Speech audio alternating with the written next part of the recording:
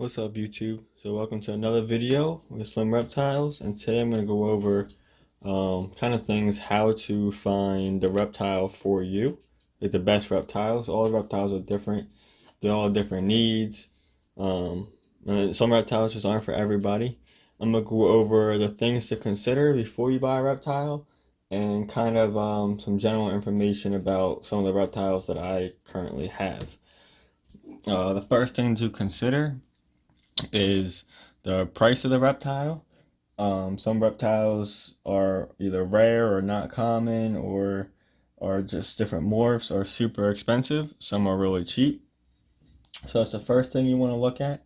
The second thing is the upkeep cost of the reptile. Some reptiles are super cheap. They're 5, 10, 15, 20, $25. But their care and feeding habits and lights and everything else can be really expensive. So you want to make sure you look up the care for the reptile that you want to see how much it's going to cost you over the duration of its lifespan, not just the initial cost of the reptile. For example, a Savannah monitor is at an expo, you can get one for about $15, but the heating bulb you need for it is $15, $20 itself. So you're literally spending on one bulb the price that you spent for the one reptile, one Savannah monitor, let alone everything else it needs. The third thing is the size of the reptile. You want to make sure that you have a small enough reptile that it could fit in the place that you live, whether it be in an apartment or a house or whatever. Leopard geckos, for example, need almost no space. You can pretty much keep them anywhere, dorm room, small apartment, house, big house, pretty much anywhere. While like a Savannah monitor or something will takes up a lot of space. So you can't necessarily have them everywhere in small apartments or small houses. They do need cages that are 6 feet long, 4 feet wide, etc. The fourth thing is reptile care. You want to be able to make sure that you have access and can afford everything that it's going to need to thrive and be happy and healthy. Fifth is the food source. You got to make sure you're able to get whatever insects or rats or food that you may need. Most of the stuff you can get online. Some states have laws against certain things. So, just make sure you can actually get the food for them. It sounds dumb, but it's something to consider. The sixth thing is the reptile temperament. You want to make sure if you're new to reptiles, you might not want to get an aggressive animal, aggressive species of reptile. You might want to stick to something calm, which I'm going to go over kind of here soon. Which ones are calm and maybe not so calm. So definitely check out, how the reptile acts and if it's right for you. Yeah. And the last thing is you definitely want to check your local reptile laws. Certain reptiles you can't have without permits. Some reptiles you can't have at all. Some reptiles you don't need permits for. So definitely check your local laws. You could look up your state and then the Fish and Wildlife, and they'll kind of tell you exactly what you need to do to legally have the animal. One good thing is to go to your PetSmart or Petco. Usually, a chain store like that, they won't sell animals that you can't legally get without a permit. So if you see an animal at your local Petco, it's most likely legal. And you could always double check with the people working. But I know, for example, a lot of snakes have to have permits. Every state is different, so make sure you're checking the laws. Now, before we get into each reptile that I'm going to show you and kind of compare and contrast, this video is probably already it's 4 minutes long already, so this probably might be a 2-part or 3-part video. So if you're watching this part, the first part, make sure you check out the other parts. Alright, so let's get into it. Alright guys, so the first reptile that I want to go over, which I have some of these in the beginning reptile video that I also have, but first we're going to start with the leopard gecko. So is the gecko right for you? Let's find out. So they're super easy to care for. If you're someone that is super busy, you're not home a lot, you're a student, you work a lot, an athlete, whatever it is, these are the perfect reptile for you because they literally are so easy.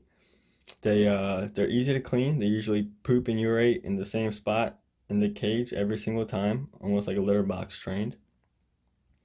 This is an adult female leopard gecko, about 6, 7 years old. As you can see, she's not even as big as my hand. She's pretty small. There are animals that are smaller, but it's a super good size. Not too tiny where you feel like you're going to lose it if it runs away. They don't move very fast. Definitely highly recommend it for a small place or someone who doesn't have a lot of time. I'm going to go over these kind of quick. So I'm kind of just going to list things off. The one other thing that's great about them is they do not need any lights. They don't need UVB lights. They don't need heat bulbs. They do need a heating pad or heat tape for the belly heat, but they don't need any lights. In fact, lights are for the most part bad for them as they are nocturnal and they have sensitive eyes, especially any gecko with albino in it. They tend to not like light as much. Sorry, little guy. All right. So they're usually really calm, as you can see. So if you're someone that's maybe scared of reptiles, you want a reptile, but maybe you're scared of getting bit or whatever, these guys are perfect. They will never bite you. Their claws aren't. They kind of tickle, but they're not sharp. They won't scratch you or cut you. They are really calm temperament. Sometimes, if you get them right from the pet store or whatever, they might be a little jumpy. They rarely ever bite. If they do bite, it barely hurts. So I highly recommend the gecko for anyone that's just starting out. Another real good thing about them, which again is good for an experienced keeper or a beginning reptile keeper, is you can kind of tell for the most part how healthy they are by their tail. As you can see, this girl's super healthy. She's got a nice fat tail. Her belly's big. She's not overweight, but she has the thick tail, which is important. If they start losing, not getting enough food, not enough getting nutrients or whatever, their tails will thin out, or if they're sick, they'll get really, really skinny. They'll also get skinny, but mostly the tail. So you can really tell how healthy it is by the fatness of the tail, which is super easy. You can avoid a lot of concern by kind of just, having like a built-in barometer pretty much. I don't know if that's the right word, but you know what I mean. There's a lot of different morphs. This girl's a tangerine. Carrot tail. So tangerine she's orange. She's got a little bit of keratin on her tail, which is just the orange pigment on the tail. There are some morphs that are kind of expensive, but most of them are really cheap. Normal tangerines, you can get them for 20, 30, 40 bucks. You can get normal ones for like $10 at an expo. So yeah, they're super cheap. You don't have to worry about spending too much. Another thing to consider is that they are nocturnal. So they are mostly out during the nighttime. So if you're someone who goes to bed early, might not be the best pet for might not be the best pet for you because sometimes you might not see it. They do come out during the day, but it's definitely a lot more often at nighttime when they come out.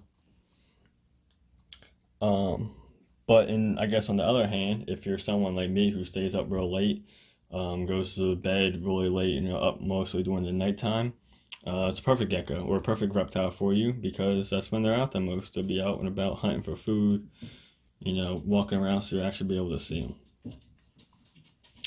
And then one last thing I'm gonna say about the geckos is they don't need a lot of time or handling. Their care is really easy. It's quick to clean their cage. They're super friendly just naturally, so you don't have to worry about them getting angry if you don't hold them for a couple days or weeks. You could literally have a gecko and go on vacation for a week or two and not have to worry about anything. I would just give them, extra water bowls or whatever if you're going away for that long. The biggest concern is the water. Or even if you just have someone that could literally just dump some water in the cage for them, they'll be fine. They don't have to eat all the time. So yeah, guys, that's the leopard gecko. I highly recommend anyone's leopard gecko, no matter how much space you have. But I definitely recommend if you don't have that many space, I highly recommend a gecko. So let's go on to the next reptile.